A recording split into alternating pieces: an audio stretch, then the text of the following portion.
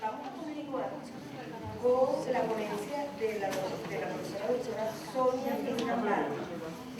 La profesora Estrambati es doctora en Derecho, profesora titular de la Universidad Central de Venezuela, presidenta de la Federación Venezolana de Abogadas, fue delegada ante la Organización de los Estados Americanos y ante la Organización de las Naciones Unidas, viceministra de Justicia y ministra encargada, senadora, jueza penal y de salvaguardia del patrimonio público, magistrada suplente del Tribunal Supremo de Justicia y de la Magistratura, autora de libros de cánones, de los cuales varios adornan nuestra sala, son hechos por la doctora Estrambati, creados por ella, poemas, himnos, canciones, y estos últimos publicados por el Consejo Nacional de la Cultura, CONAC, y el Sistema Nacional de Orquestas y Coros Juveniles e Infantiles de Venezuela.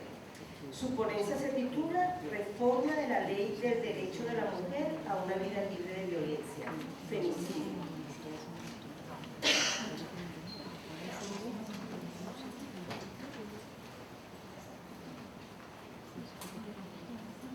Buenos días, me honra y me place estar con ustedes. Y mis 12 minutos voy a dividirlos en primero la parte histórica, ese patriarcado absoluto, luego la legislación venezolana, cómo estaba en Venezuela, esa situación de violencia contra la mujer, y finalmente la reforma parcial de la ley sobre el derecho de la mujer a una vida libre de violencia. En primer lugar, quiero expresarles que desde nuestros 500.000 años de existencia, la mujer siempre ha tenido roles subalternos.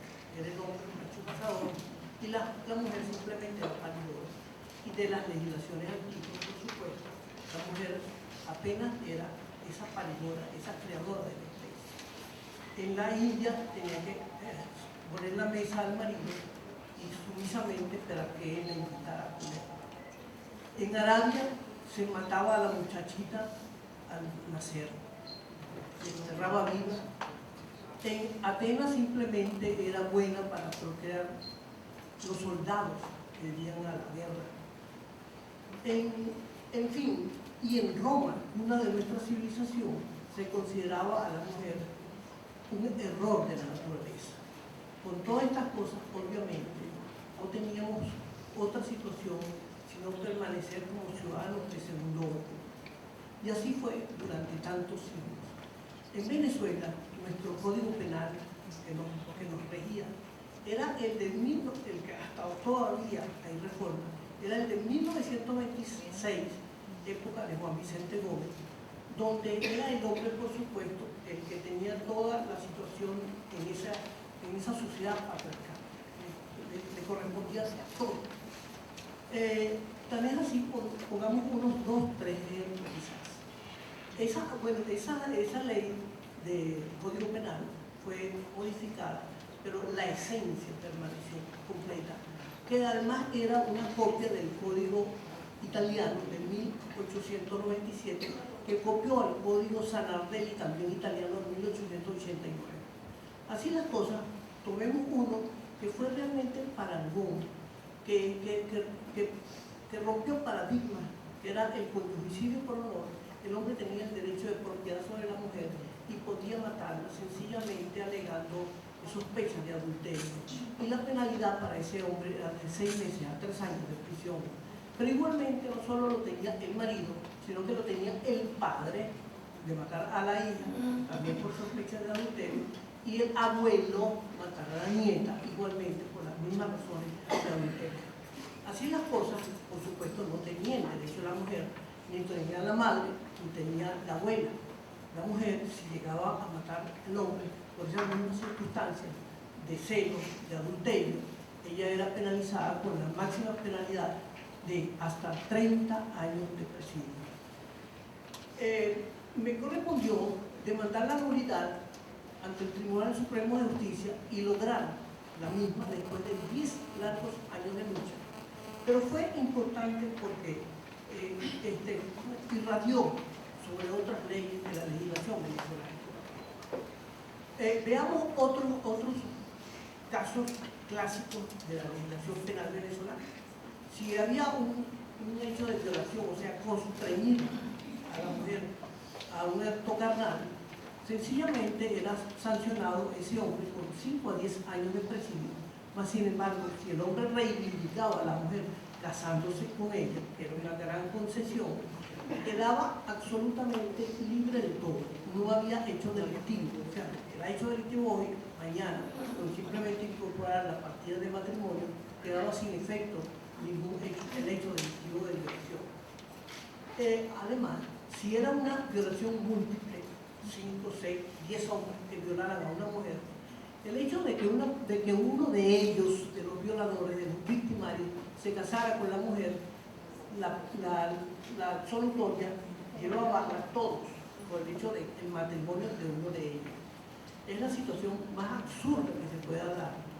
Y así se veía, por ejemplo, en el delito de adulterio, que era que una mujer tuviese un encuentro carnal con un hombre que no fuera su marido. El marido podría querellarse contra ella y llevarla y lograr una penalidad en los tribunales de justicia de 6 meses a 3 años de prisión.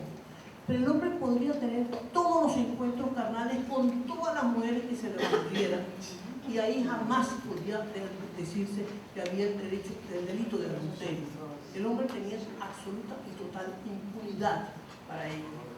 Las únicas 2 condiciones para que ese hombre pudiera ser querellado y acusado de adulterio era que esa amante la tuviese en la propia casa conyugal, o que esa mujer también la tuviese en la sociedad, pero de forma públicamente notoria. O sea, lo que se sancionaba era la notoriedad, el escándalo público, más no el hecho en sí de la adulterio. Pero ¿qué pasaba si un cónyuge se querellaba contra el otro cónyuge? Sencillamente el juez consideraba que si demostraba uno de ellos que el otro le era igual, le fue infiel entre el año anterior, quedaban compensadas las culpas y no pasaba nada, y quedaba totalmente en impunidad absoluta todos los hechos que se refirieran a esta naturaleza. Así las cosas, se ha ido paulatinamente tomando conciencia de la situación y buscando cambiar la legislación. Nosotros logramos grandes e importantes reformas como la del Código Civil. También ahí se hablaba y se logró también la reforma a nivel constitucional, cuando el marido podía transmitir la nacionalidad venezolana a la extranjera que se casara con él. Más, sin embargo, esa mujer no podía transmitir la nacionalidad venezolana al hombre que se casara con ella.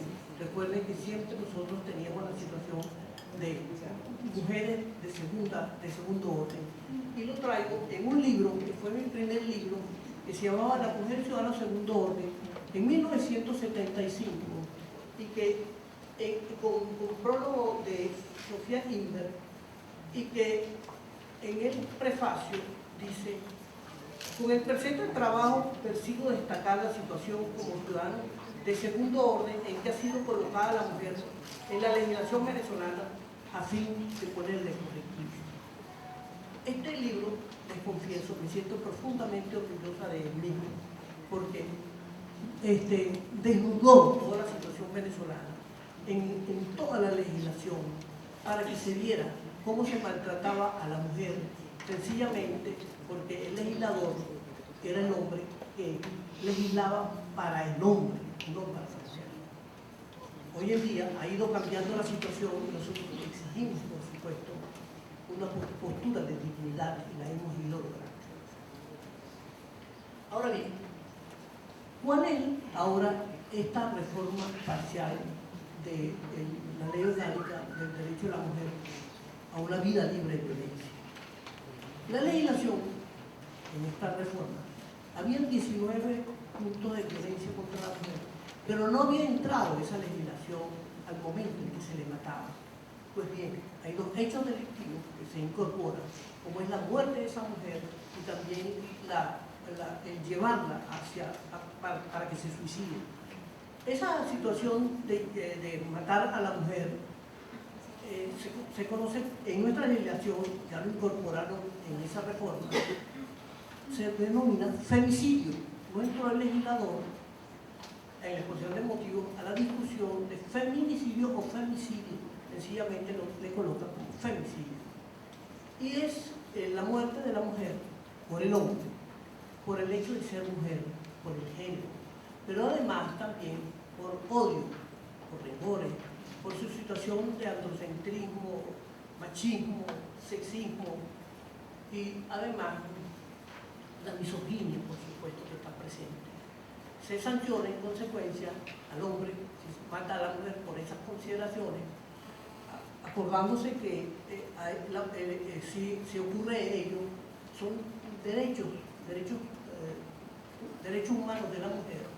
Y en consecuencia no podría ampararse ese asesino de la mujer en beneficios procesales. Están absolutamente prohibidos en esta legislación.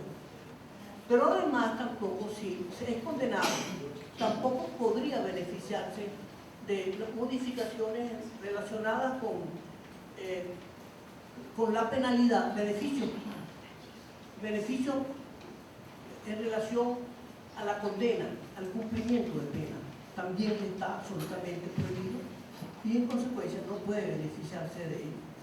Además, entonces, que está absolutamente claro que dentro de este tipo de hechos delictivos va a pasar y quienes lo van a juzgar son los tribunales de violencia, no los tribunales ordinarios penales.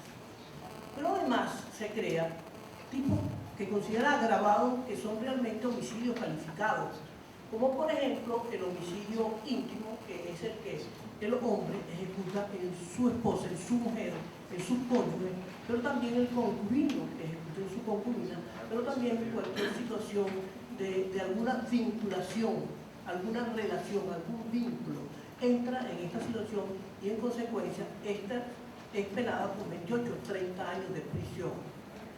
El no íntimo es cualquier situación donde haya beneficio, donde haya una vinculación de orden laboral, de orden académico, de cualquier orden que se vea superioridad o también situación de subordinación, aprovechando a la mujer y en consecuencia, dentro de esta situación de odio, de desprecio a la mujer, se le mate, ahí también va a ser considerado como un homicidio calificado. Y el otro, el tercero, es el homicidio por conexión, que está dentro de la trata de personas y las redes de prostitución o las redes de hechos delictivos o las redes en general, nacionales o internacionales. Esta trata de personas son cuando se mata o cuando se obtienen, digamos, se trata de obtener beneficio de la mujer utilizándola dentro de la trata de niñas, niños, adolescentes, mujeres.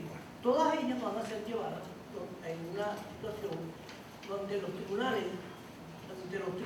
no penales normales, no penales ordinarios, sino también de violencia. Y van a ser todos llevados dentro de esa temática, pero cuando esa situación hay un hombre que está en esa trata, va a ser simplemente, en los juzgue, un tribunal ordinario penal. Igualmente está en este sentido también las redes, esas redes internacionales. Entonces serían estos tres grandes grupos donde se pena con la máxima penalidad que contempla nuestra legislación, que son 30 años de prisión que contempla nuestra legislación. También el hecho de llevar, acicatear, empujar a una mujer por su fragilidad, por su vulnerabilidad, a que se suicide, por estas mismas situaciones de odio, de desprecio de la mujer, la misma situación de sexismo, de machismo, de androcentrismo, de misoginia, también es considerado y aumentado su penalidad y llevado también a los tribunales de violencia contra la mujer y condenado ese hombre, si logra la muerte de esa mujer, a 10 a 15 años de prisión. Pero es importante que se diga también que el suicidio en Venezuela, como tal, no es hecho delictivo. Una persona podría suicidarse, si se consuma el hecho delictivo, no hay persona a quien seguirle el hecho, no hay a quien sancionar, pero si si es en grado de tentativa o en grado de frustración, la legislación venezolana no contempla el suicidio como hecho delictivo. No considera en este caso la inducción al suicidio. Eso sí está considerado. Pero también en otra de las reformas que hace esta reforma parcial del derecho de la mujer a la vida libre y violenta, está que se considera que la mujer que ha sido lesionada, la mujer que ha tenido alguna situación traumática, alguna situación que se le violente, la mujer podrá poner la denuncia y antes o después que la ponga, podrá acudir a un sitio asistencial, público o privado, y esa experticia, donde se diagnostique cuál fue sus lesiones, también que se diga cuántos días fue de curación y cuántos días fue de privación de sus ocupaciones habituales, le da a esa experticia todo el valor que tiene una experticia ante un médico forense, ante la autoridad forense. Yo considero que esto es muy peligroso, porque el protocolo de una experticia médico-legal se lleva toda una situación de protocolo y no puede ser violentado. Y al llevar a un médico, digamos, común y corriente, que no maneje esta situación de experticia médico-legal, quedará en impunidad al fin, porque la experticia médico-legal se equipara inclusive a una sentencia que tiene las tres partes: narrativa, motiva, dispositiva, pero además es un perfecto silogismo, que no puede ser violentado como tal. Así que también en relación a esta experticia médico-legal se dan todas las situaciones, por ejemplo, de recusación o de inhibición, de amigo íntimo, enemigo manifiesto, haber explicado la situación por conocimiento de causa, es decir, emitido opinión. Cualquier circunstancia puede ser llevado a que ese experto, digamos, privado, o pudiera ser separado del proceso, y las lesiones en partes blandas no es fácil después reponer una experticia médico-legal. En consecuencia, esta última situación de las experticias, yo creo que es muy preocupante, porque quedarán muchísimos casos en absoluta impunidad. En fin, esto es todo. Espero, en consecuencia, haber las 12 minutos que me dio el tiempo, y que haber cumplido y haber hecho un pelo por la situación histórica, por la situación de la legislación venezolana y por la reforma del femicidio, fundamentalmente. Muchas gracias.